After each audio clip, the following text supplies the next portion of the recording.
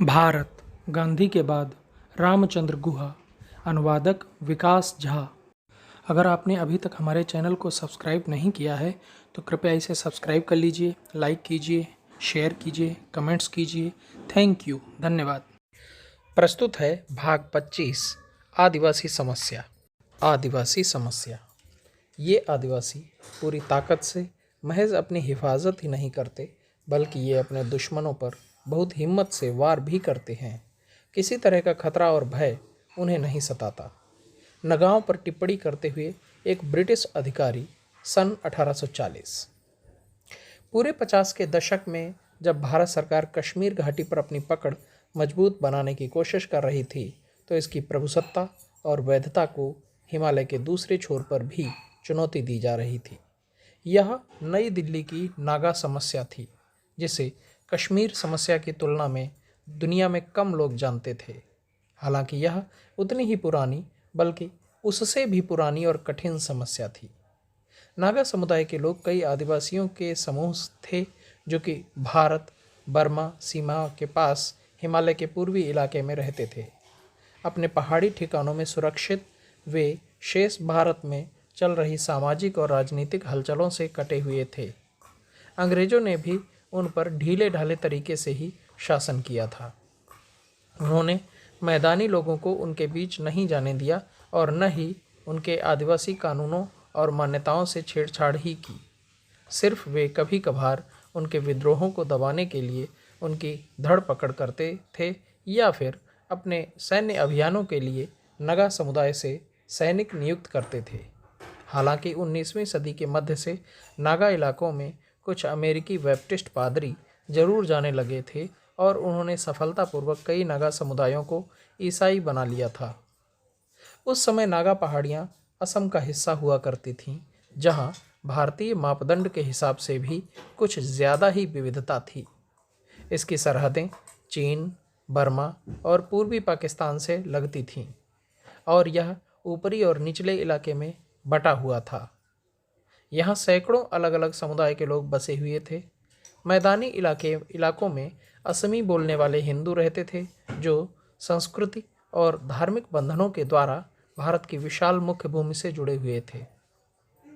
आदिवासियों के महत्वपूर्ण समूहों में मिजो, खासी, गारो और जयंतिया प्रमुख थे, जिन्होंने उन पहाड़ियों का नाम अपने समुदाय के पीछे जोड़ लिया था या पहाड़ियों का नाम अपने समुदाय के नाम पर रख दिया था जहां वे रहते थे। इस इलाके में 2 रजवाड़े भी थे, जहां उसी तरह के हिंदू और आदिवासियों की मिश्रित आबादी थी। उत्तर पूर्वी भारत के आदिवासियों में शायद नागा सबसे ज़्यादा स्वायत्त थे। उनका क्षेत्र भारत बर्मा सीमा पर था। हकीकत में भारत में जितनी नागाओं की आबादी थी, उतनी ही सरहद पार बर्मा में भी थी। कुछ नागाओं का संपर्क असम के हिंदू गांवों से था, जिन्हें वे नमक के बदले चावल बेचते थे। फिर भी नागा समुदाय के लोग कांग्रेस के नेतृत्व में चल रहे राष्ट्रीय आंदोलनों की जद से बहुत बाहर थे। वहाँ किसी तरह का सत्याग्रह या सविनय अवज्ञा आंदोलन नहीं हुआ था, बल्कि हकीकत में उजली टोपी पहने किसी गांधीवादी नेता ने इन पहाड़ियों का दौरा तक नहीं किया था। कुछ आदिवासियों ने अंग्रेजों के खिलाफ भीषण लड़ाई जरूर लड़ी थी, लेकिन समय के साथ दोनों ही पक्ष एक दूसरे को आपसी सम्मान से देखने लगे थे। एक तरह से अपना कर्तव्य मानकर अंग्रेजों ने कुछ हद तक पैतृक सहानुभूति का प्रदर्शन किया था और वे अपनी प्रजा को आधुनिक दुनिया के भ्रष्टाचार से बचाकर रख रहे थे। नागा प्रश्न सन 1946 से शुरू हुआ, जब भारत में ब्रिटिश राज के भाग्य का निर्धारण सत्ता के तत्कालीन केंद्रों दिल्ली और शिमला में किया जा रहा था। पूरे देश में चुनाव करवाए जा रहे थे। कैबिनेट मिशन ने भारत का दौरा किया और चला भी गया। उधर वायसराय कांग्रेस और लीग के नेताओं के साथ सम्मेलन कर रहे थे। दूसरी तरफ उपमहाद्वीप के सुदूर पूर्वी कोने में नागाओं को अपने भविष्य की चिंता सताने लगी। जनवरी 1946 में नागाओं के एक समूह से कुछ लोग जो पढ़े लिखे ईसाई थे और प्रभावशाली ढंग से अंग्रेजी बोलते थे, उन्होंने नागा नेशनल काउंसिल या NNC का गठन किया। यह नागा राष्ट्रवादी आंदोलन का अद्भुत बीजारोपण था, जो कि मध्यवर्गीय बुद्धिजीवियों द्वारा शुरू किया गया था। उन्होंने द नागा नेशंस के नागा नेशन के नाम से अपनी एक पत्रिका भी निकाली, जिसकी 250 प्रतियां नागा इलाकों में बांट दी गईं। एनएनसी सभी नागाओं के प्रतिनिधित्व का दावा करता था और उनके आत्मनिर्णय के अधिकार की बात करता था। यह एक ऐसा शब्द था जिसके यहाँ और दूसरी जगहों पर भी कई तरह के अर्थ निकलते थे और कई बार वे अर्थ परस्पर विरोधाभासी भी होते थे। लड़ाकू परंपरा वाले और अंग्रेज समेत सभी बाहरी लोगों से युद्ध करने का इतिहास रखने वाले अनगामी नागाओं की राय में आत्मनिर्णय का मतलब एक पूर्ण स्वतंत्र राज्य था, जहाँ का शासन नागाओं के लिए और नागाओं द्वारा चलाया जाता था। दूसरी तरफ अनगामियों की तुलना में उदार माने जाने वाले आओ समुदाय के नागाओं की राय में अगर उनकी ज़मीन और उनके रीति रिवाजों की सुरक्षा की गारंटी दी गई और उन्हें अपना कानून बनाने और लागू करने दिया गया तो वे सम्मानजनक तरीके से भारत में रह सकते थे। एनएनसी की शुरुआती बैठकों में इन दो समूहों के बीच भारी बहस हुई, जिसका विवरण नागा नेशन के पन्नों पर देखा जा सकता है। एक नौजवान अनगामी ने लिखा कि नागा समुदाय के लोग एक राष्ट्र हैं, क्योंकि हम एक राष्ट्र के रूप में अपने आप को महसूस करते हैं। लेकिन अगर हम वाकई में राष्ट्र हैं तो फिर हम अपनी संप्रभुता का चुनाव क्यों नहीं करते? हम मुक्त होना चाहते हैं, हम अपनी मर्जी की ज़िंदगी जीना चाहते हैं, हम नहीं चाहते कि दूसरे लोग हमारे साथ रहें। इसके जवाब में एक आओ डॉक्टर ने लिखा कि नागाओं के पास आवश्यक धन, प्रशिक्षित लोग और बुनियादी ढांचा नहीं है जिससे हम एक राष्ट्र हासिल करने का दावा कर सकें। मौजूदा समय में मुझे लगता है कि हम नागाओं की आज़ादी के लिए आज़ादी का विचार बहुत ही दूर की कौड़ी है। हम अपनी सरकार कैसे चला पाएंगे? इस बीच नागाओं का उदारवादी खेमा कांग्रेस नेतृत्व के साथ वार्ता करने लगा था।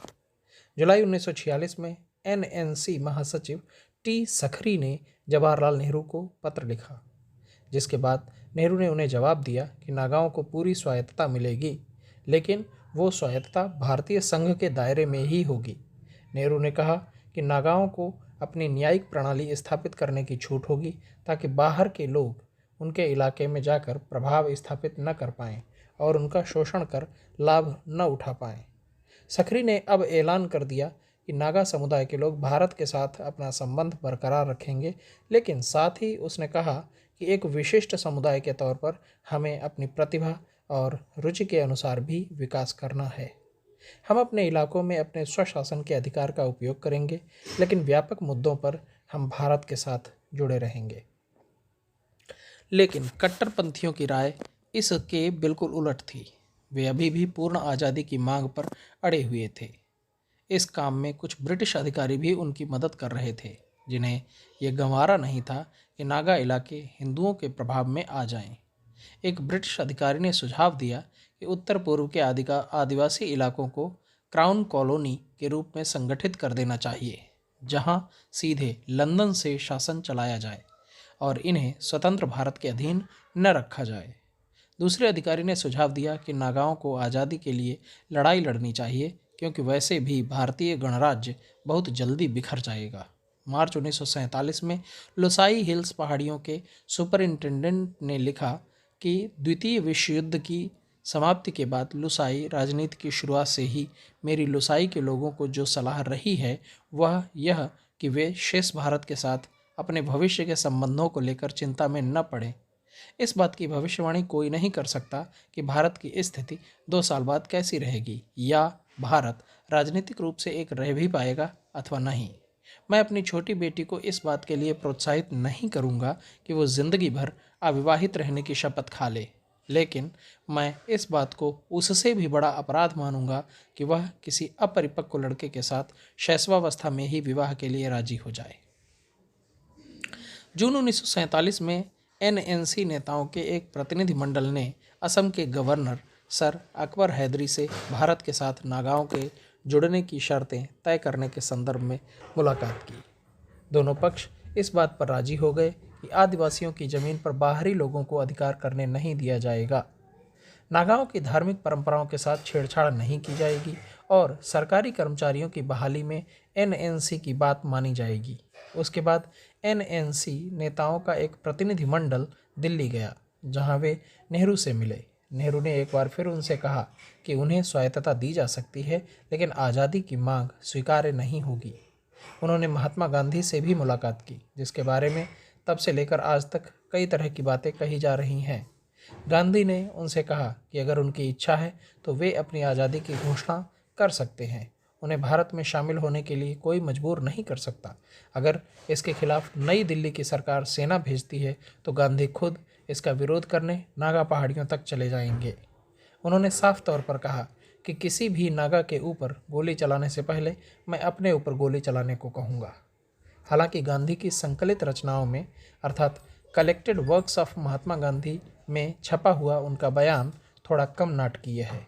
गांधी को ये कहते हुए उद्धृत किया गया है कि निजी तौर पर मैं सोचता हूँ कि आप सब मुझसे संबंधित हैं, भारत से संबंधित हैं, लेकिन अगर आप ऐसा नहीं मानते तो कोई आपको मजबूर नहीं कर सकता।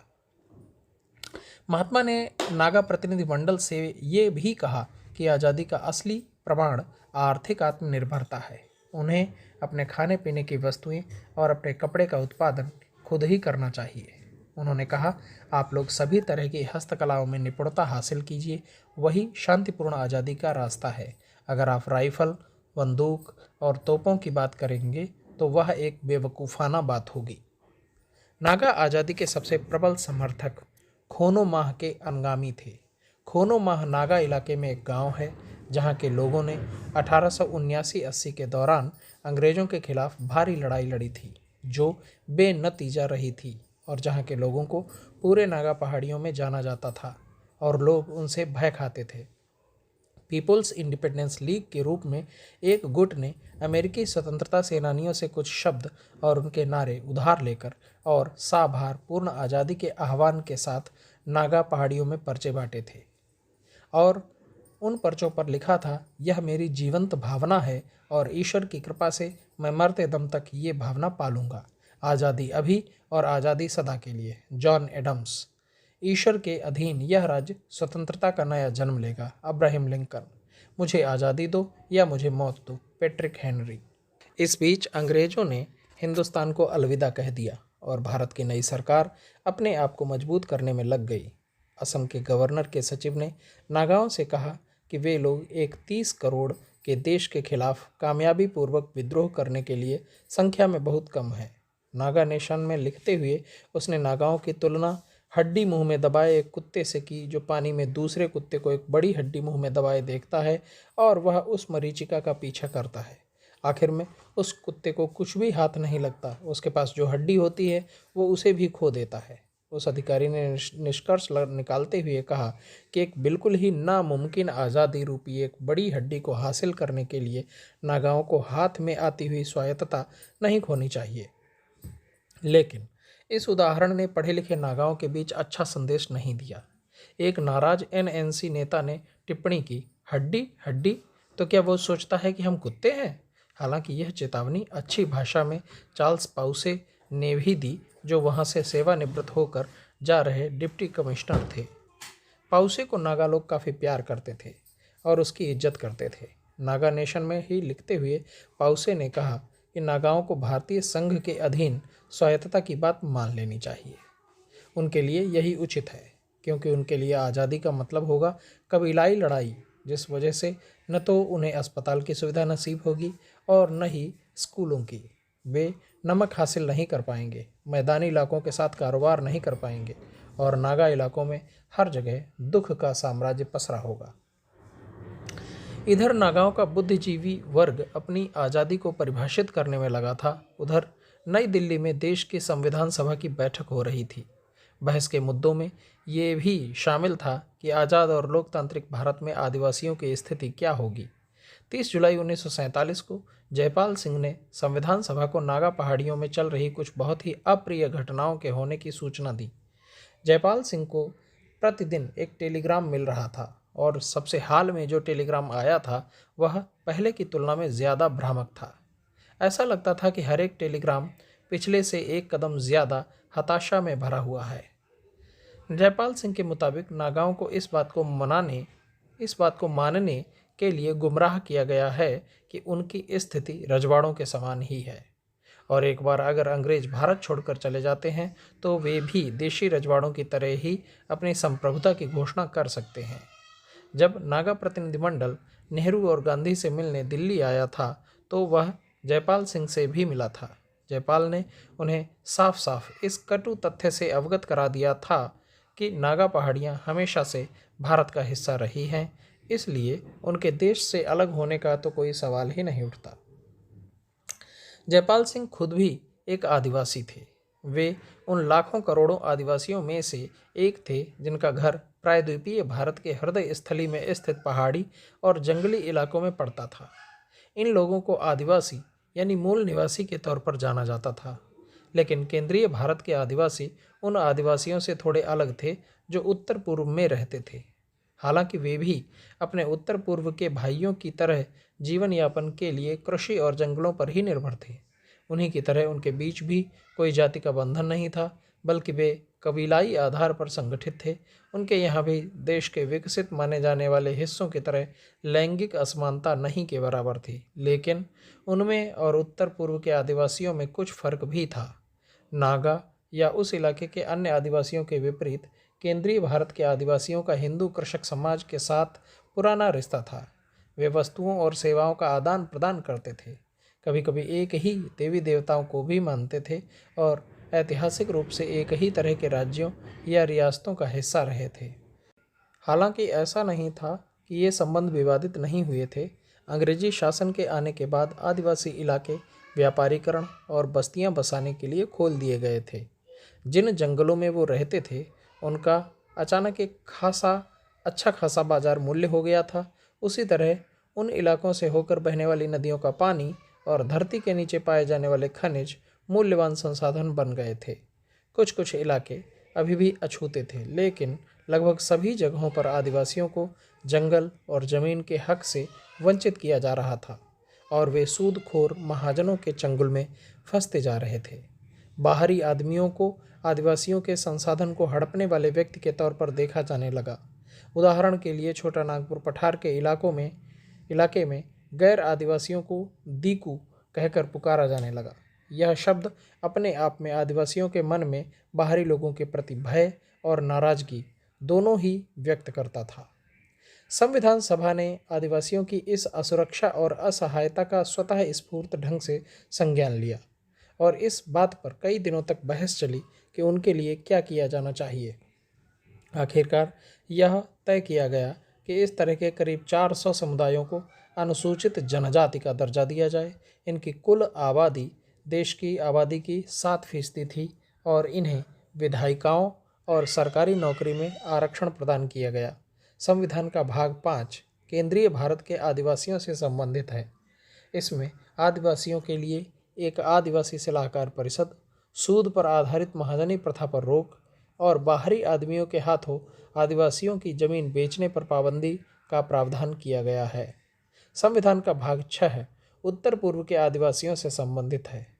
इसमें स्थानीय स्वायत्तता, जिला और क्षेत्रीय परिषदों का गठन, भूमि, जंगल और जल के स्रोतों पर स्थानीय लोगों का अधिकार और राज्य सरकारों को वहां के खनिज पदार्थों से प्राप्त राजस्व को स्थानीय परिषदों के साथ साझा करने का निर्देश दिया गया है।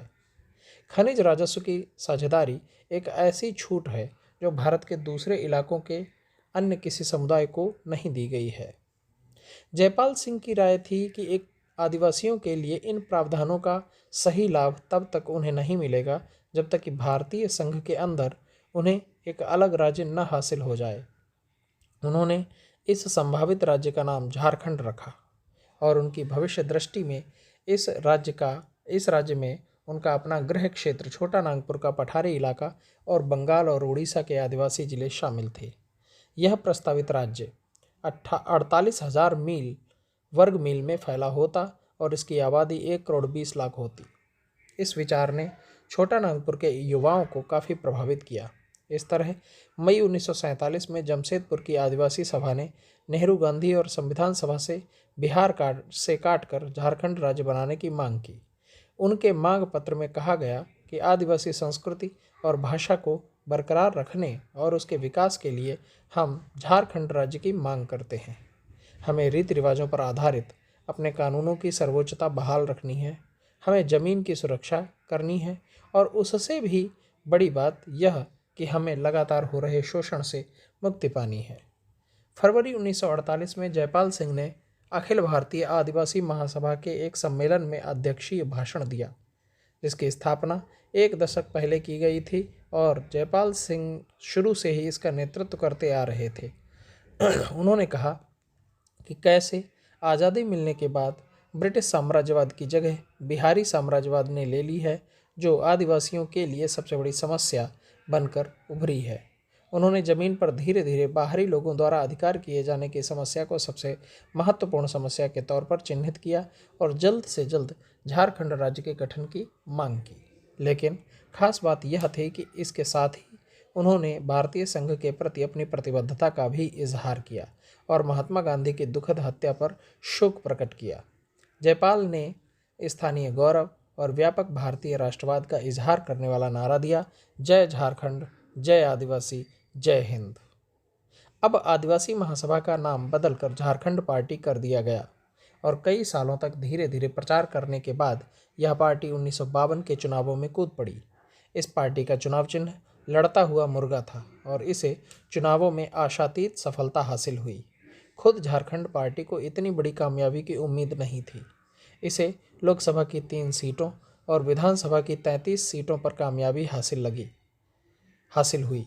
ये सारी सीटें उसे बिहार के आदिवासी इलाकों में हासिल हुई थीं, जहां इसने सत्ताधारी कांग्रेस पार्टी को अपेक्षाकृत बहुत धक्का पहुंचाया। कम से कम चुनावों में झारखंड राज्य की मांग का उद्देश्य स्थापित हो गया था।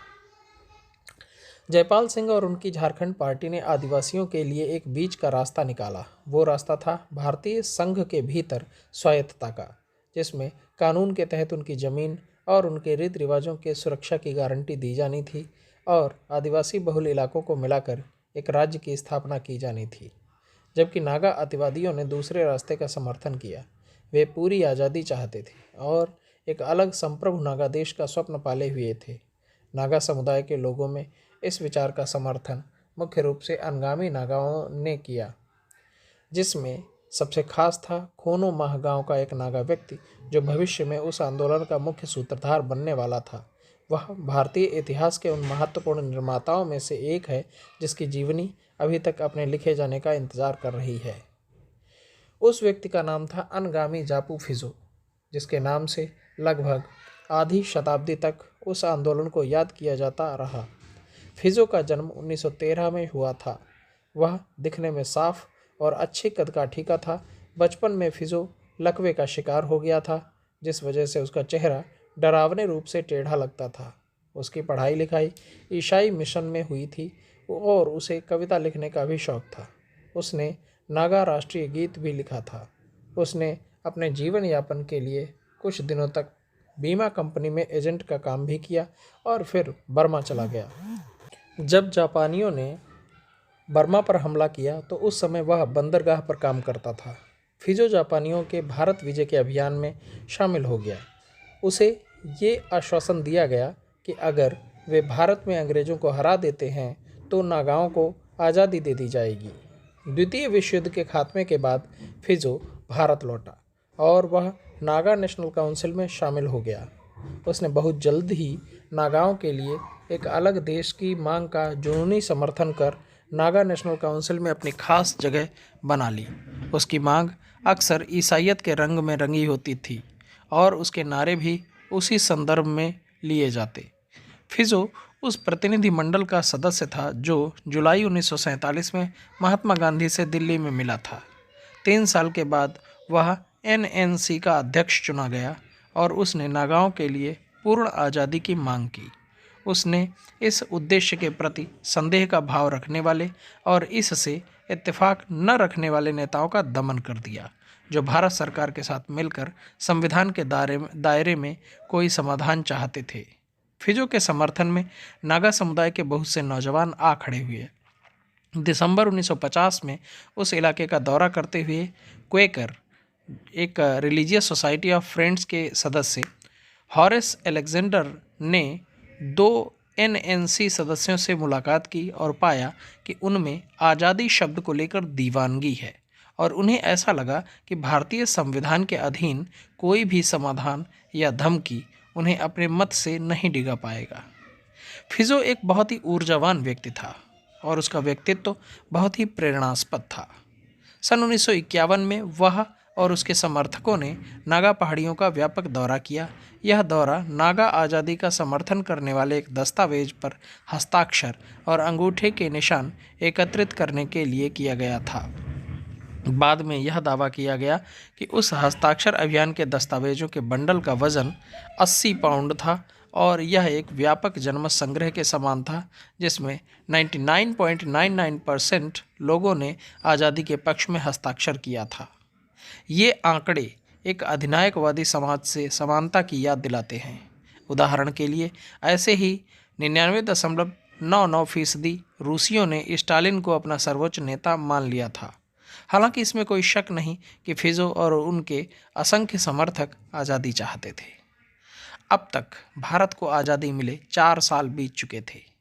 ब्रिटिश अधिकारियों की जगह भारतीय अधिकारियों ने ले ली थी। हालांकि नागा पहाड़ियों के इलाके पर सरकार का कोई प्रभाव नहीं पड़ा था। दिल्ली का सत्ताधारी राजनीतिक वर्ग बंटवारे के घाव को सहला रहा था। सरकार शरणार्थियों की समस्या से जूझ रही थी और देशी रजवाड़ों का भारतीय संघ में विलय करवाया जा रहा था। सरकार के पास इतनी फुर्सत नहीं थी कि वो नागा समस्या की तरफ ध्यान दे सके। हालांकि सन 1951 के अंतिम सप्ताह में प्रधानमंत्री ने चुनाव प्रचार के संबंध में असम के तेजपुर का दौरा किया। वे अपनी पार्टी के लिए आम चुनाव का प्रचार करने वहां गए थे। फिजो अपने 3 साथियों के साथ उनसे मिलने आया। जब एनएनसी के अध्यक्ष ने उनसे आज़ादी की मांग की तो नेहरू ने इसे एक बकवासपूर्ण मांग बताया और कहा कि यह इतिहास के पहिए को मोड़ने की एक कोशिश है। और उन्होंने कहा कि नागा किसी भी अन्य भारतीय नागरिक की तरह स्वतंत्र हैं और भारतीय संविधान के अधीन अपनी समस्याओं को सुलझाने के लिए उन्हें पर्याप्त स्वायत्तता मिली हुई है। उन्होंने फिजो और उनके साथियों को उनके लिए और भी ज़्यादा सांस्कृतिक, प्रशासनिक और वित्तीय स्वायत्तता की मांग संबंधी प्रस्ताव पेश करने के लिए आमंत्रित किया।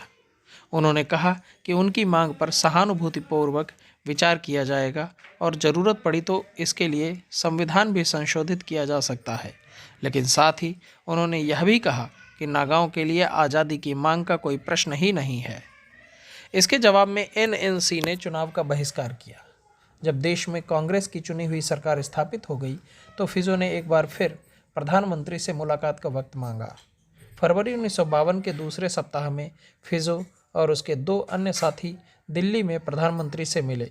प्रधानमंत्री ने एक बार फिर उन्हें कहा कि नागा स्वतंत्रता का कोई प्रश्न नहीं है, लेकिन उनके लिए ज़्यादा से ज़्यादा स्वायत्तता पर विचार किया जा सकता है।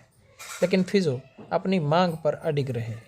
प्रेस कॉन्फ्रेंस में फिजो ने कहा, नागा आज़ादी के लिए हम अपना संघर्ष जारी रखेंगे और एक दिन आएगा जब हम एक अलग मुल्क के रूप में नेहरू से इस समस्या के दोस्ताना समाधान के लिए मुलाकात करेंगे। फिजो के मन में जिस आज़ाद नागा देश की कल्पना थी उसमें भारत के 2 लाख नागा और उसके बाद फिजो के मुताबिक नो मैंस लैंड अर्थात भारत और बर्मा के बीच की सीमा रेखा के 2 लाख नागा और बर्मा के 4 लाख नागा नागरिक भी शामिल होते। उसके बाद झारखंड के नेता जयपाल सिंह ने फिजो और उसके दोस्तों को दोपहर के भोजन पर बुलाया। एक पत्रकार जो वहां मौजूद था उसने पाया कि एनएनसी का नेता फिजो एक छोटे कद का मंगोलियन नस्ल सा दिखने वाला और छरहरे बदन का इंसान था। वह चश्मा लगाए हुए था जिसके पीछे से उसके लक्ष्य केंद्रित आंखों की आग झलक रही थी। उस पत्रकार ने जयपाल सिंह को भी यह कहते हुए सुना कि यद्यपि वे नागा उद्देश्यों का समर्थन करते हैं, लेकिन वे भारत को विखंडित करने वाले किसी भी प्रयास का विरोध करते हैं जिससे पाकिस्तान जैसे एक और मुल्क का जन्म हो। जयपाल ने फिजो को ये भी सलाह दी कि वे एक आज़ाद देश की मांग छोड़कर उत्तर पूर्व में झारखंड की तरह आदिवासियों के लिए एक अलग राज्य की मांग करें, जिसके लिए वह खुद संघर्ष कर रहे थे। इसके जवाब में फिजो ने कहा कि नागा समुदाय के लोग मंगोल नस्ल के हैं और उनका भारत के लोगों से कोई नस्लीय संबंध नहीं है। फिजो ने कहा कि वह भारत और बर्मा के नागाओं को संगठित कर उनके लिए एक अलग देश बनाने की उम्मीद कर रहा है, लेकिन उस जगह पर मौजूद पत्रकार ने जैसा विश्लेषण किया, उसके मुताबिक दिल्ली के सरकारी दृष्टिकोण से ऐसा देश बिल्कुल नामुमकिन था, क्योंकि कई देशों के बीच रणनीतिक महत्व वाला वह दुरूह पहाड़ी इलाका था और नागाओं की आज़ादी को स्वीकार करना एक खतरनाक फैसला हो सकता था। अक्टूबर 1952 में प्रधानमंत्री ने नॉर्थ ईस्ट फ्रंटियर एजेंसी अर्थात नेफा का दौरा किया और वह सप्ताह भर रहे। नेहरू को प्रायद्वीपीय भारत के आदिवासियों के बारे में थोड़ी बहुत जानकारी थी, जिनके परंपराओं और जीवन के प्रति दृष्टिकोण की उन्होंने प्रशंसा की थी। उसी साल जून में नई दिल्ली में सामाजिक कार्यकर्ताओं के एक कॉन्फ्रेंस को संबोधित करते हुए प्रधानमंत्री ने उन लोगों की आलोचना की जो आदिवासियों को अपने से दोयम दर्जा प्रदान करना चाहते थे। नेहरू की राय में सभ्य जगत को आदिवासियों से काफ़ी कुछ सीखने की ज़रूरत है, जो काफ़ी अनुशासन प्रिय हैं और भारत के बहुत सारे लोगों की तुलना में ज़्यादा लोकतांत्रिक हैं। सबसे बड़ी बात यह है कि वे ऐसे लोग हैं जो गीत गाते हैं, नृत्य करते हैं और ज़िंदगी का आनंद उठाते हैं। वे ऐसे लोग नहीं हैं जो शेयर बाज़ार में बैठकर एक दूसरे पर चिल्लाते हैं और सोचते हैं कि वे सभ्य हैं। नेहरू की उत्तर पूर्व की पहली विस्तृत यात्रा ने उनके आदिवासियों के प्रति प्रशंसा भाव को मजबूत ही किया। उन्होंने सरकार में शामिल अपने एक मित्र को लिखा कि उनकी यात्रा मन को काफ़ी प्रफुल्लित कर देने वाली रही। उन्होंने इच्छा जाहिर की कि भारत के दूसरे इलाकों की जनता को इन इलाकों के बारे में ज़्यादा से ज़्यादा जानना चाहिए। हमें इस मेलजोल से काफ़ी फ़ायदा होगा।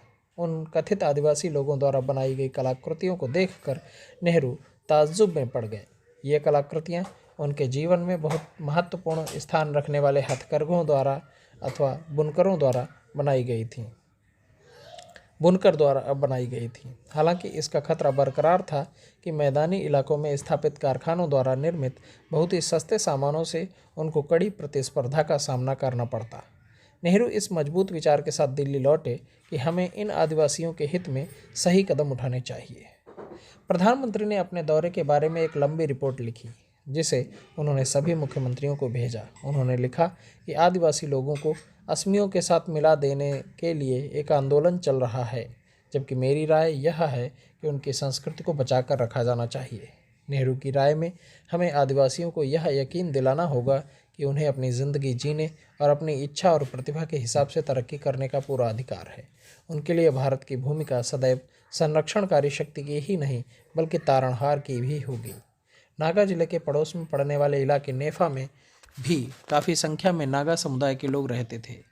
हालांकि नेहरू ने एक स्वतंत्र नागा देश की मांग को बकवासपूर्ण बताते हुए खारिज कर दिया था, लेकिन उनकी राय में नागा इलाकों की स्थिति इतनी नहीं बिगड़ती अगर स्थानीय अधिकारियों द्वारा इसे ढंग से संभाल लिया गया होता और कुछ कुख्यात हो चुके अधिकारियों को वहां से हटा दिया जाता। इसके अलावा उनके रीति रिवाजों और परंपराओं से छेड़खानी करने की जरा सी भी कोशिश नागाओं को भड़का सकती थी और समस्या को बढ़ा सकती थी। एक तरफ नेहरू अधिकारियों से नागा मामले में सहानुभूतिपूर्वक विचार करने की अपील कर रहे थे, तो दूसरी तरफ एनएनसी उन्हें चेतावनी दे रही थी।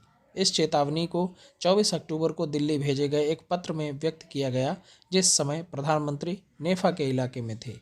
इस पत्र में फिजो और उसके लोगों ने जोर देकर कहा कि भारतीयों और नागाओं के बीच कुछ भी एक जैसा नहीं है। जिस घड़ी हम किसी हिंदुस्तानी को देखते हैं, हमारे दिलो दिमाग में एक निराशापूर्ण अंधेरा छा जाता है। इसके 6 महीने बाद बर्मा के प्रधानमंत्री यू नू के साथ नेहरू ने नागा राजधानी कोहिमा का दौरा किया। जब एक नागा प्रतिनिधिमंडल ने नेहरू से मिलने की इच्छा जाहिर की, तो स्थानीय अधिकारियों ने साफ मना कर दिया। ये खबर कानों कान पूरे नागा इलाके में फैल गई। प्रधानमंत्री और उनके बर्मी अतिथि जब अपने सम्मान में आयोजित की गई एक जनसभा को संबोधित करने गए, तो उन्होंने देखा सारे लोग एक एक करके वहां से जा रहे हैं।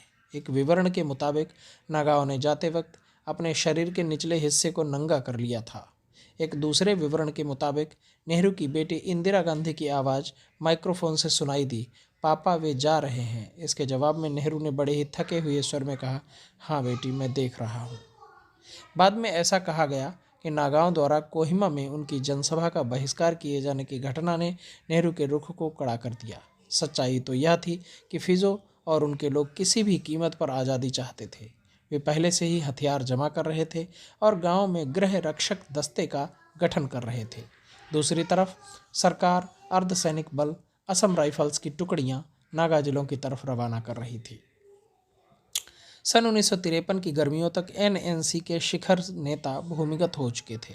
उनकी खोज में पुलिस ने अनगामियों के मजबूत गढ़ माने जाने वाले इलाकों में तलाशी ली, जिससे गांव वाले भारत से और भी अलग थलग होते गए। स्थानीय जानकारी और स्थानीय भाषा ज्ञान के अलावा विद्रोहियों को एक और भी बढ़त हासिल थी। ये बढ़त थी नागा इलाकों की दुरूह भौगोलिक बनावट। वैसे यह बहुत ही खूबसूरत इलाका था। एक ब्रिटिश यात्री ने इसका वर्णन करते हुए लिखा, यहाँ जो भी मैंने देखा है वह दृश्य बड़ा ही मनोरम है। यहाँ घने जंगलों से अटी पड़ी पर्वत श्रृंखलाएं हैं और जैसे जैसे हम ऊपर की तरफ चढ़ते जाते हैं वह परिवर्तित होता जाता है। धुंध से निकलती हुई पहाड़ी चोटियाँ ऐसी दिखती हैं मानो समंदर में कोई द्वीप हो। लेकिन यह इलाका छापामार लड़ाइयों के लिए भी काफ़ी उपयुक्त था। जापानी अभियान के एक वरिष्ठ अधिकारी ने लिखा है कि यह एक ऐसा इलाका है कि अगर कायदे से तैयारी की जाए तो एक प्लाटून पूरी एक डिवीज़न को रोक सकती है और एक कंपनी पूरे आर्मी कॉर्प्स को रोक सकती थी। यह एक ऐसी लड़ाई थी जो दुनिया की निगाहों से बिल्कुल ओझल थी। किसी भी बाहरी व्यक्ति या पत्रकार को नागा जिलों में जाने की इजाज़त नहीं थी। उस दौरान हुई घटनाओं को अपनी कल्पना के सहारे लिखना बिल्कुल ही कठिन काम है। वहाँ बाद में गए संवाददाताओं और विद्वानों के विवरणों पर ही भरोसा किया जा सकता है। इन विवरणों से ऐसा लगता है कि सन 1954 के बाद हालात बद से बदतर होते गए। उस साल के वसंत में कोहिमा शहर में मोटरसाइकिल पर सवार एक सेना अधिकारी ने सड़क पर चलने वाले किसी आदमी को ठोकर मार दी। इसके विरोध में वहाँ स्थानीय लोगों की भारी भीड़ जमा हो गई। पुलिस ने विचलित होकर भीड़ पर गोली चला दी, जिसमें एक प्रतिष्ठित न्यायाधीश और एक एनएनसी नेता की मौत हो गई। इस घटना ने नागाओं को बुरी तरह नाराज कर दिया। इस घटना ने अवांछित भारतीयों के प्रति उनके गुस्से को और भी भड़का दिया और विद्रोह पूरे नागा इलाकों में फैल गया। एनएनसी पर कट्टरपंथियों का कब्जा हो गया और आवेदनों और प्रदर्शनों को त्याग दिया गया। हथियारबंद विद्रोह की तैयारी की जाने लगी। विद्रोहियों ने एक सुरक्षित इलाके तुएंगसांग में हथियारों को जमा करना शुरू कर दिया। जून 1954 में असम राइफल्स ने कथित रूप से नागा विद्रोहियों के प्रति सहानुभूति रखने वाले एक गांव पर हमला किया। सितंबर में कुछ विद्रोहियों ने नागालैंड की एक संघीय सरकार के गठन का ऐलान कर दिया। अब तक हत्या और प्रतिहत्याओं का दौर नियमित अंतराल पर शुरू हो चुका था। जो गांव सरकार के समर्थन में थे उन पर विद्रोहियों का हमला होने लगा और जो गांव विद्रोहियों से सहानुभूति रखते थे उन पर सरकार का हमला होने लगा। वहां पहले से ही असम राइफल्स की 35 बटालियनें तैनात थीं। अब सेना के एक डिवीज़न को भी बुला लिया गया। मार्च 1955 में तुएंगसांग में एक भयंकर लड़ाई हुई। जब गोलीबारी खत्म हुई और धुएं का गुबार थमा तो 60 घर और अनाज रखने के कई भंडार राख हो चुके थे। इस गृहयुद्ध के बावजूद आपसी संवाद के कई माध्यम फिर भी खुले हुए थे। सितंबर 1955 में खुद फिजो अपने कई साथियों के साथ असम के मुख्यमंत्री से मिलने गया। उस मुलाकात का कोई भी विवरण उपलब्ध नहीं है। वार्ता खत्म होने के बाद नागा नेता वापस जंगलों में चले गए। हालांकि उनके एक सहयोगी टीस खरी ने विचार व्यक्त किया कि नागा कभी भी भारतीय सेना को हराने की उम्मीद नहीं कर सकते। अपनी बात को कायदे से स्थापित करके नागा छापामारों को हथियार डाल देना चाहिए और नई दिल्ली की सरकार के साथ एक सम्मानजनक समझौता करने के लिए राजी हो जाना चाहिए। जबकि दूसरी तरफ फिजो ने कहा कि हम एक ऐसी लड़ाई लड़ते रहेंगे जिसमें अस्थायी युद्ध विराम, पीछे हटना और समझौते की कोई जगह नहीं होगी। यह सलाह कि उसे समझौता कर लेना चाहिए फिजो को काफ़ी नागवार गुजरी। ऐसा महज इसलिए नहीं कि सखरी उसी की तरह खोनोमाह का अनुगामी था, बल्कि इसलिए भी कि वह उसी के कबीले से ताल्लुक़ रखता था। एक ऐसे समय में जब नागा विद्रोहियों के पाले में 15,000 हथियारबंद नौजवानों का अब तक का सबसे बड़ा छापामार दस्ता तैयार खड़ा था, सखरी की सलाह से फिजो काफ़ी नाराज़ हुआ। लेकिन सखरी इस बात के प्रति आश्वस्त था कि वे कितने भी शक्तिशाली क्यों न हो जाएं, वे शक्तिशाली भारतीय राष्ट्र की विराट ताकत से पार नहीं पा सकते। उसने नागा गांवों का दौरा करना शुरू किया और गांव वालों को बताने लगा कि फिजो की अतिवादिता से हिंसा फैलेगी और इसके जवाब में प्रतिहिंसा का दौर शुरू हो जाएगा। जनवरी 1956 में टी सखरी को बिस्तर से खींचकर जंगल ले जाया गया, जहां उन्हें काफ़ी यातना दी गई और फिर उसकी हत्या कर दी गई।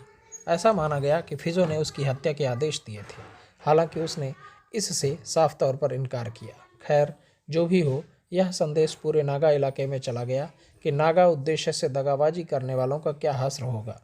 मार्च में विद्रोहियों द्वारा गठित नागालैंड की फेडरल गवर्नमेंट की तरफ से एक ताज़ा घोषणा की गई। नागालैंड के लिए एक राष्ट्रीय झंडे का निर्माण किया गया और नागा होमलैंड के विभिन्न इलाकों के लिए कमांडरों के नियुक्ति की घोषणा की गई। उसके बाद जुलाई में एक ऐसी घटना घटी जिससे भारत की छवि को उसी तरह धक्का पहुंचाया जिस तरह सखरी की हत्या ने नागा विद्रोहियों की छवि को पहुंचाया था। विद्रोहियों के साथ झड़प के बाद सैनिकों का एक दस्ता कोहिमा लौट रहा था। शहर में कर्फ्यू लगा हुआ था और किसी को भी सड़क पर निकलने की इजाज़त नहीं थी। एक बुजुर्ग आदमी को सड़क पर देख सैनिकों ने उसे सड़क से हट जाने को कहा। जब उस आदमी ने विरोध किया तो जवानों ने उसे राइफल के कुंदों से बुरी तरह पीटा और आखिरकार उसे पहाड़ी से नीचे फेंक दिया। वह बुजुर्ग एक डॉक्टर था जिसका नाम टी हारालू था। वह नागा पहाड़ियों में एलोपैथी की चिकित्सा करने वाला पहला डॉक्टर था और वह कोहिमा और आसपास के इलाकों में काफ़ी मशहूर और सम्मानित था। विद्रोहियों द्वारा सखरी की हत्या से जो भारत को प्रचार का फ़ायदा मिला था वह डॉक्टर की हत्या से खत्म हो गया, क्योंकि जिस तरह विद्रोहियों द्वारा सखरी की हत्या ने उनके संगठन में फूट को बढ़ावा दिया था, उसी तरह डॉक्टर हरारलू की हत्या ने सब कुछ उल्टा कर दिया। इस बीच नागा पहाड़ियों में सेना की मौजूदगी बढ़ती गई। नागा हिल्स फोर्स के नाम से एक नई सैन्य टुकड़ी का गठन किया गया, जिसमें पहाड़ियों पर युद्ध करने में दक्ष सैनिकों का एक रेजिमेंट, 17 बटालियन इन्फेंट्री के जवान और असम राइफल्स के 50 प्लाटून शामिल किए गए। विद्रोहियों का भी अपना एक सैन्य ढांचा था, जो एक कमांडर इन चीफ, यह ओहदा एक काबिल रणनीतिकार कैटो संभाल रहा था, के अधीन काम करता था। उनके नीचे 4 कमांडर और उनके सैनिक बटालियनों और कंपनी में बटे हुए थे। नागा विद्रोहियों के पास ब्रिटिश और जापानी राइफलें थीं। उनके पास स्टेन गन, मशीन गन और द्वितीय विश्व युद्ध के ज़माने के छोड़े गए विशाल हथियारों के भंडार थे। इसके अलावा वे स्थानीय रूप से निर्मित कट्टे और हाथ से लड़ने के लिए पारंपरिक नागा तलवार दाव का प्रयोग भी करते थे। नागाओं की इस नियमित सेना को सहायता देने के लिए बहुत ही प्रभावशाली अनियमित दस्ते भी मौजूद थे, जो स्वयंसेवक दल, कुरियर पार्टी और महिला स्वयंसेवक संगठन में बटे हुए थे। सबसे आखिरी संगठन में नर्सें थीं, जो मौका पड़ने पर बेहतरीन ढंग से लड़ भी सकती थीं। इसके अलावा नागा विद्रोहियों को आम गांव वालों का मौन समर्थन भी हासिल था। आतंकवाद विरोधी अभियान में भारतीय सेना ने बिखरे हुए इन गांवों को एक जगह लाकर स्थापित कर दिया, जिसे समूह गांव का नाम दिया गया। लोगों को रात में यहाँ सोना पड़ता था और सुबह वे खेतों में अपने काम पर जा सकते थे। सेना की यह रणनीति नागाओं के बीच अलोकप्रिय ही साबित हुई, जो किसानों और विद्रोहियों के बीच सूचना के प्रवाह को तोड़ना चाहती थी। सन 1956 के मध्य तक नागा पहाड़ियों में एक पूर्ण युद्ध शुरू हो चुका था। जुलाई के अंतिम सप्ताह में गृह मंत्री गोविंद वल्लभ पंत ने संसद में स्वीकार किया कि इन लड़ाइयों में भारतीय सेना ने अपने 68 जवान खोए हैं, जबकि 370 विद्रोहियों को मार गिराया है।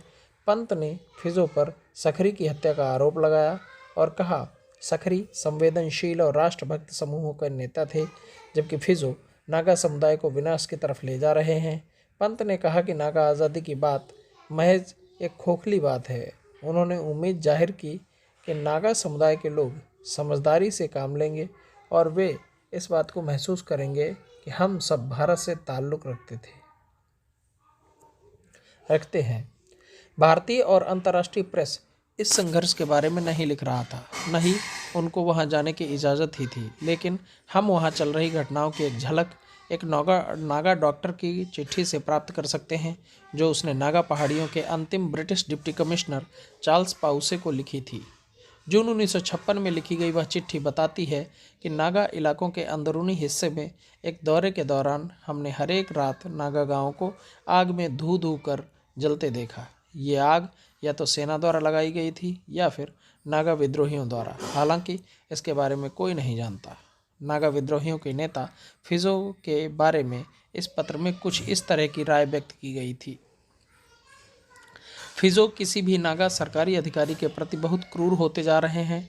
जब भी कोई नागा अधिकारी उनकी पकड़ में आता है तो तो उसकी बुरी गत होती है, इससे भी ज़्यादा खराब हालत उसकी होती है जो पहले कभी फिजो की परिषद में था, लेकिन अब उसने उनके अतिवादी रवैयों की वजह से संगठन छोड़ दिया है। बहुत सारे कबीलों के सरदार गायब हो गए हैं और कोई नहीं जानता कि वे कहाँ हैं या फिजो के लोगों ने उन्हें पकड़ लिया है। वाकई उनकी स्थिति बहुत ही खराब है। अगर वे सरकार के पास जाते हैं तो फिजो उन्हें पकड़ लेता है और अगर वे नहीं जाते हैं तो सरकार उन्हें पकड़ लेती है। 2 महीनों के बाद उस नागा डॉक्टर ने पाउसे को लिखा कि जिस तरह से मैं हालात को देख रहा हूँ, 0.5% लोग फिजो के साथ हैं, 1% लोग थोड़े ज़्यादा उदार हैं, वे असम से अलग होकर दिल्ली की सरकार के अधीन रहना चाहते हैं। शेष 98.5% लोग चाहते हैं कि उन्हें अकेले छोड़ दिया जाए। ये सही है कि जिस तरह से सेना ने यहाँ लोगों के साथ सलूक किया है और कर रही है, अब इस बात की बिल्कुल उम्मीद भी नहीं है कि नागाओं और सरकारों के बीच किसी तरह का स्वैच्छिक सहयोग विकसित हो पाए।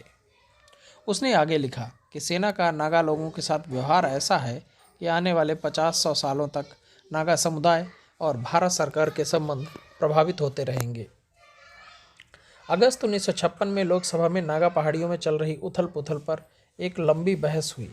मणिपुर से आने वाले एक मेइती सदस्य ने कहा कि हाल ही में उस इलाके से दौरा करने के दरमियान किस तरह उसकी गाड़ियों के काफिले पर नागा विद्रोहियों ने हमला किया।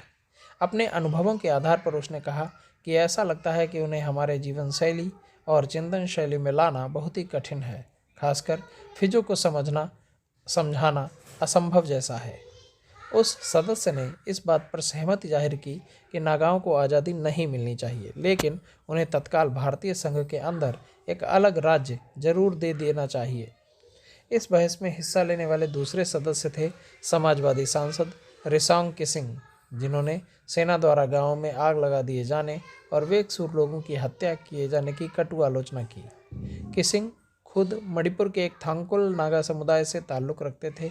किसिंग ने कहा कि सेना ने स्थानीय भावनाओं के खिलाफ बहुत ही असम्मान का प्रदर्शन किया है।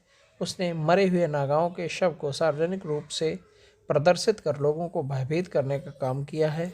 किसिंग ने कहा कि जब फिजो ने सन 1951 और 52 में नेहरू से मुलाकात की थी तो इस समस्या से संबंधित पक्ष एक दूसरे के मन को समझने में नाकाम रहे थे और उसके तुरंत बाद माहौल विषाक्त होता चला गया और संयम खत्म होता गया। उन्होंने आगे कहा कि काश प्रधानमंत्री ने उसी प्रकार के संयम और मनोवैज्ञानिक दृष्टिकोण का परिचय दिया होता जिसके लिए वे अंतर्राष्ट्रीय कूटनीति में मशहूर जाने जाते हैं। उन्होंने कहा कि जब से दोनों पक्षों द्वारा क्रूर तौर तरीकों को अपनाया जाना शुरू हुआ है, तब से बेदाग रिकॉर्ड का दावा कौन कर सकता है। पहला पत्थर वही फेंक सकता है जिसने कभी भी पाप न किया हो। मैं ये सवाल नागा विद्रोहियों और सरकार दोनों ही से पूछता हूँ। किसिंग ने नागा विद्रोहियों की आम माफ़ी, सांसदों के एक सर्वदलीय प्रतिनिधि मंडल को उस इलाके में भेजे जाने और सरकार और एनएनसी के बीच वार्ता की अपील की। उन्होंने फिजो के लोगों से भी अपील की कि वे समझौते के लिए राजी हो जाएं, क्योंकि दोनों पक्षों के बीच लगातार जारी शत्रुता का मतलब बेकसूर लोगों की बर्बादी ही होगी। प्रधानमंत्री ने अपने जवाब में स्वीकार किया कि कुछ लोगों की हत्याएं हुई हैं, जिसमें से एक डॉक्टर हारालू भी शामिल हैं। उन्होंने कहा कि डॉक्टर हारालू की हत्या ने हमें बहुत विचलित किया है, लेकिन साथ ही उन्होंने दावा किया कि अब तक आगजनी की जो भी घटनाएं हुई हैं वो ज़्यादातर नागा विद्रोहियों द्वारा की गई हैं। उन्होंने तर्क दिया कि सरकार नागाओं के साथ सहयोग चाह रही है और उन्होंने पहले भी कई बार फिजो से कहा है कि नई दिल्ली की सरकार हमेशा संविधान के भाग 6 में किए जा सकने वाले सुधारों के संबंध में सुझावों का स्वागत करेगी, जो उनकी ज़मीन और संसाधनों के बेहतर प्रबंधन से संबंधित है। हालांकि प्रधानमंत्री ने कहा कि अभी उचित वक्त नहीं है कि नागा पहाड़ियों में सांसदों का एक दल भेजा जाए। साथ ही उन्होंने जोर देकर कहा कि नागा आज़ादी के बारे में मुझसे बात करने का कोई मतलब नहीं, क्योंकि चीन, बर्मा और भारत के बीच उस छोटे से कोने को जिसका एक हिस्सा बर्मा में है, मैं आज़ाद ही मानता हूँ। दिसंबर 1956 में लंदन में भारतीय उच्चायोग द्वारा जारी एक रिपोर्ट में नागा पहाड़ियों में जारी सैन्य अभियान की कामयाबी के बारे में बताया गया। इस रिपोर्ट में दावा किया गया कि सेना ने विद्रोहियों के प्रतिरोध की कमर तोड़ दी है और अब उस अभियान को ख़त्म करने की प्रक्रिया में है। लगता है कि उस खबर को वहाँ के अखबारों ने हूबहू छाप दिया। कुछ सप्ताह के बाद मैनचेस्टर गार्जियन की एक खबर प्रकाशित की गई जिसकी सुर्खी थी, नागा विद्रोह लगभग समाप्त। इस खबर में कहा गया कि भारत सरकार नागा उदारवादियों के साथ कुछ समझौता करने वाली है और नागा विद्रोहियों में धीरे धीरे आपस में ही असंतोष पनप आए हैं। हालांकि इस स्वतंत्र स्वीकारोक्ति का कोई लक्षण सामने नहीं आ रहा था और किसी नए सवेरे की आहट सुनाई नहीं दे रही थी। 50 के पूरे दशक में आदिवासियों द्वारा एक राज्य की मांग को लेकर चलाए जाने वाला झारखंड आंदोलन चलता रहा। जब सन 1955 में राज्य पुनर्गठन आयोग ने उस इलाके का दौरा किया तो उन्हें हर एक जगह उन आंदोलनकारियों से मिलना पड़ा जो मांग कर रहे थे झारखंड अलग प्रांत। जैसा कि उस आंदोलन में हिस्सा लेने वाले एक व्यक्ति ने याद दिलाया कि झारखंड की मांग हर एक आदिवासी के चेहरे पर लिखी हुई थी। उधर पूरे मणिपुर में एक मांग जोर पकड़ रही थी कि इस पूर्व रजवाड़े को भारतीय संघ के अंदर एक पूर्ण राज्य का दर्जा दिया जाए। इससे पहले साल 1949 में एक लोकप्रिय जन आंदोलन ने वहां के महाराजा को सार्वभौम वयस्क मताधिकार के आधार पर एक विधानसभा के गठन को मजबूर किया था। लेकिन जब मणिपुर का भारत में विलय हो गया तो उस विधानसभा को भंग कर दिया गया। अब इस इलाके को भाग सी राज्यों के समूह में शामिल कर लिया गया, जिसका मतलब था कि इसमें शासन के लिए कोई भी चुनी हुई संस्था नहीं होगी और उस इलाके का शासन मुख्य आयुक्त द्वारा चलाया जाएगा जो सीधे दिल्ली के प्रति जिम्मेदार होगा। मणिपुर 8600 वर्ग मील में फैला हुआ था। उसमें महज 700 वर्ग मील घाटी का इलाका था जहां मेइती समुदाय के 3,80,000 लोग बसे हुए थे। मेइती हिंदू धर्म के वैष्णव संप्रदाय से ताल्लुक़ रखते थे। उसके बाद शेष विशाल पहाड़ी इलाका 1,80,000 नागा और कुकी आदिवासियों द्वारा बसा हुआ था। इन्हीं आदिवासियों में से एक रेसोंग किसिंग भी था जिसका जिक्र पहले किया गया है। किसिंग ने सन 1954 में मणिपुर में एक प्रतिनिधि सरकार के गठन के लिए आंदोलन की शुरुआत की। किसिंग और उसके साथी समाजवादियों ने इम्फाल में प्रतिदिन मुख्य आयुक्त के कार्यालय के सामने धरना देना शुरू किया।